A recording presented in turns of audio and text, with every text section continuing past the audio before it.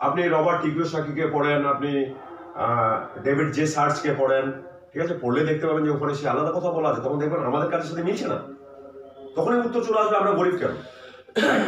আপনি rich dad পোর dad পড়তে পারেন, আর সেখানে পড়লেও আপনি অনেকটা ক্লিয়ার হয়ে যাবেন যে আমরা যে ফর্মুলায় কাজ করছি এর শেষে যখন গাড়িটা পৌঁছাবে গিয়ে কোথায় পৌঁছাবে।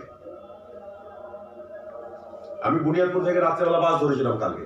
বুনিয়াদপুরের মোড়ের মাথায় দুদিকে দুটো মুখ হয়ে আছে, অন্য মুখের বাসটাতে বসলে কলকাতা চলে যায়, আরেকটা মুখের বাসে বসলে শিলিগুড়ি চলে আসে, কুচবিহার চলে আসে। আমি বসার সময় কিন্তু চেক করে নিয়েছিলাম ভালো করে যে কুচবিহারের দিকের এটা মুখ কিনা, আর কনফার্ম করেছিলাম ড্রাইভারকে যে কুচবিহার তো, বলছে হ্যাঁ, দিয়ে বসেছিলাম। বহুত লোক আছে ওর লাইফে বসে যায় যে কোনো কিছুর উপরে, একটা বসার পরে যখন 55-60 হয়ে যায়, 70 হয়ে যায়, তখন ওরা যে ফুল ভাল পাশে বসে।